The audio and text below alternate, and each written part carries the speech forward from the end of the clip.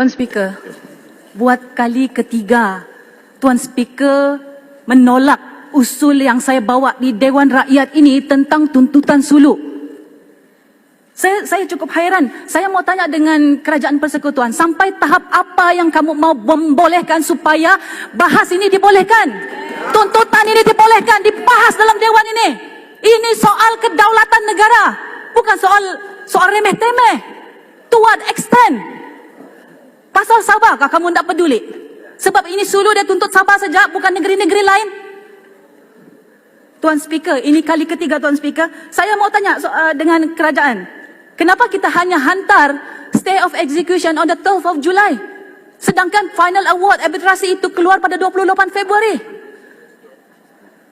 Saya mohon semua MP-MP daripada Sabah dan juga MP-MP lain ini untuk berdiri. Mohon supaya usul ini dibincangkan, dibahaskan dari dalam Dewan ini. Ini pasal Sabah. Terima kasih. Terima kasih Yang Berhormat. Yang Berhormat Pulai, silakan. Tuan Speaker, kadang-kadang saya rasa... Yang Berhormat cukup. Yang Berhormat Pulai, silakan. Tuan Saya betul. Saya juga Tuan Speaker, menerima. Yang Berhormat, tolong. Sorry. Saya juga menerima usul. Ya. Saya ditolak.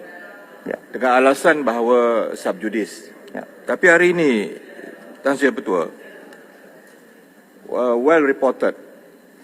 Locally and internationally. Ya. Isu ini adalah menjadi suatu perbahasan umum di peringkat lokal dan juga antarabangsa.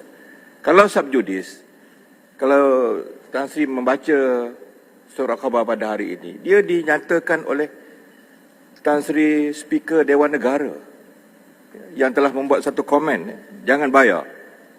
Okey, subjudis atau tidak itu terpulang kepada mahkamah nanti.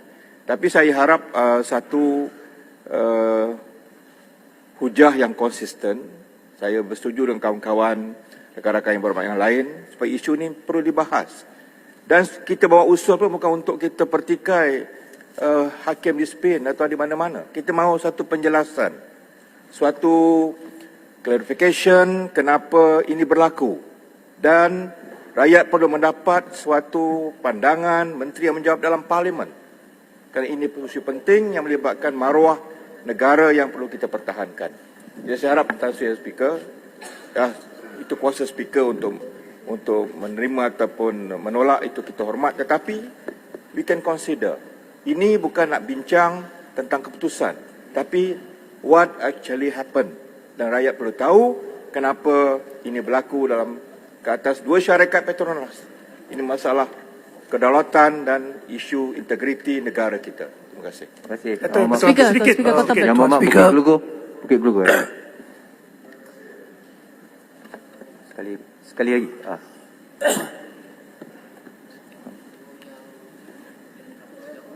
Mic on. Oh, sorry. Hello. Tuan Speaker. Yang lain tolong offkan mic dulu. Silakan Yang Berhormat Bukit Gelugu, silakan. Ya. Okey. Terima kasih Tuan Speaker. Saya juga telah pun mengemukakan satu usul berkenaan dengan isu Petronas ini dan ianya telah pun ditolak seperti usul-usul lain.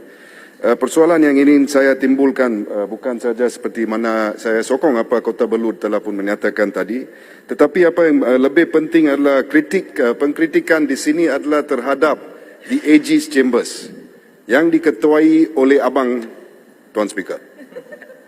Nah, sekiranya Abang Tuan Speaker akan dikritisize atas isu ini yang sudah tentunya akan berlaku, you are in a conflict of interest.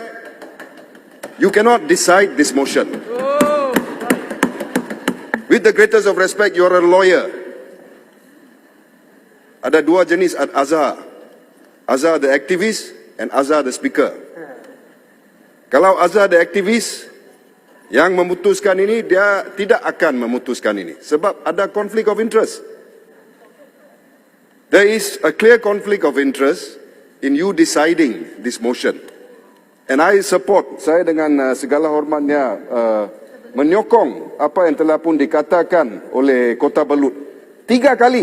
3 kali. Ini kali Tiga ketiga kali. kena reject. 3 Look what had kali happened now. motion ini telah pun persoalan ini ditolak. Ini satu perkara yang amat penting. Berbilion-bilion ringgit, Tuan Speaker. Berbilion. Why was a stay of execution given in so late? Betul. Adakah satu stay of execution itu sekarang berkuat kuasa? Semua persoalan ini perlu dijawab. That is why we are asking for this motion to be heard urgently. Tuan Speaker, I hope you reconsider your decision. Terima kasih. Terima kasih. Tuan Speaker. Cukup. Maaf. Bagi saya buat ruling sekarang. Ya. Minta pertanyaan, Tuan Speaker. Speaker, can I just say something first, very briefly? Sorry. Saya, terima kasih Tuan Speaker. Last one. Ringkas, Yang Muhammad. Ya, betul. Okey. Satu, saya nak betulkan Yang Muhammad Kinabatangan, ini bukan isu Sabah saja. Sebab perintah yang telah diperolehi akan menjejaskan semua aset Malaysia di luar negara. It's a Malaysian issue as well. Yep. Yang kedua, alasan yang digunakan adalah sub judice. Bagi saya dengan hormat, itu tak pakai dalam keadaan ini. Sub judice case apa? Case ialah di luar negara, di Spanyol, bukan di sini. Jadi, Tuan Speaker, with all due respect, you cannot use sub judice.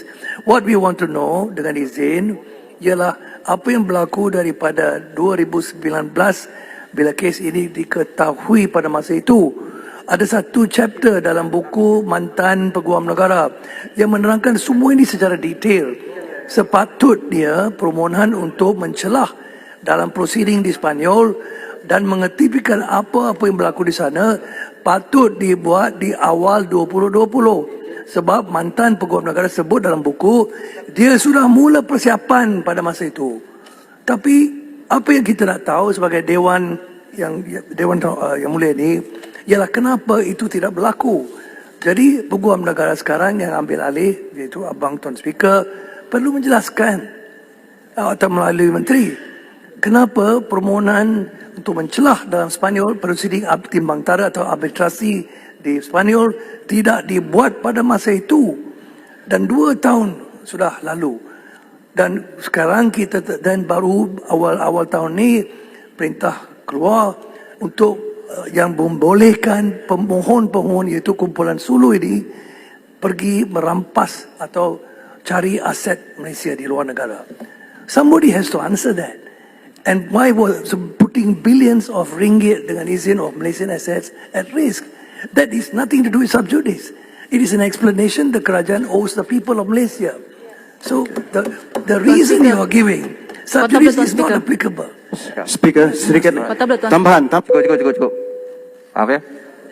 Pertama sekali tentang Petronas dan asetnya di Azerbaijan. Sebenarnya pada sesi yang lepas, saya tak ingat bila, saya telah pun mengizinkan satu usul tergempar juga, di mana pelupusan aset di Azerbaijan itu dibincangkan. Ya, jadi ianya telah pun dibincangkan secara panjang lebar dan telah pun Tidak diberi cukup, penerangan oleh Menteri Ekonomi. Tolong jangan kacau saya bercakap. So itu telah pun diterangkan oleh Yang Berhormat Menteri Ekonomi pada masa itu secara panjang lebar. Ya, jadi semua orang tahu apa sebenarnya yang berlaku tentang aset Petronas di Azerbaijan. Ya. Tuan Speaker. Sekejaplah, Yang Berhormat. Nombor 2, tentang sub judice tu, saya menerima pandangan undang-undang yang mengatakan bahawa ianya sememangnya sub judice kerana terdapat 1 atau 2 proceeding yang masih lagi berjalan sekarang. Aturan mesyuarat amat terang dalam perkara ini dan saya terpaksa memakainya. Mengenai Yang Berhormat Bukit Gelugor tentang konflik interest, mengenai konflik interest, saya menafikan bahawa terdapat apa-apa konflik interest. Saya tidak pernah masuk campur dengan hal